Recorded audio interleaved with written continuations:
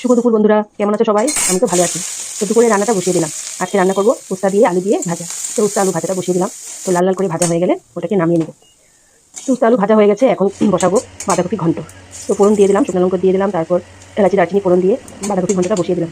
এই দিনের বাঁধাকপি ঘন্টটা খেতে দারুণ লাগে, কারণ শীতের বাঁধাকপি ফুলকপির স্বাদটা আলাদা থাকে। আবার কিছুদিন চলে গেলে আবার এটা স্বাদ চলে যায়। এখন যেমন নতুন নতুন বাঁধাকপি ফুলকপি খেতে দারুণ লাগে। তো দিকে ভাত বসিয়ে দিলাম, আর ওদিকে বাঁধাকপি ঘন্টটা। তেলটা একটু বেশি দিয়েছি, কারণ এই শীতের ফুলকপি বাঁধাকপিগুলো রান্না করতে একটু তেল না দিলে রান্নাটা যেন ভালো লাগে না, আর একটু তেল লাগে রান্না করতে। তো বাঁধাকপি ঘন্টটা হয়ে গেছে, এখন মাছগুলোকে ভেজে নিচ্ছি। মাছগুলোকে ভাজা করে তারপর ফুলকপি আলু দিয়ে মাছের ঝোল করবো। তো মাছগুলো ভাজা হয়ে গেছে, এক এক করে উঠিয়ে নিব, তারপর ভেজে নিব ফুলকপিগুলোকে। তো ফুলকপিগুলোকে নুন হলুদ দিয়ে প্রথমে ভেজে নিব। ফুলকপিগুলো ভাজা হয়ে গেলে তারপর সাদা জিরা ফোড়ন দিয়ে আলুগুলো ভেজে তারপর মশলাগুলো দিয়ে দিই। মশলাগুলো ভালো করে কষানো হয়ে গেলে তারপর মাছগুলো দিয়ে ফুলকপিগুলো দিয়ে মাছের ঝোলটা করে নেব। তো তোমরা দুপুরে কী কী রান্না করছো অবশ্যই জানাবে। আর আমার ভিডিওটা যদি তোমাদের ভালো লেগে থাকে তাহলে অবশ্যই একটা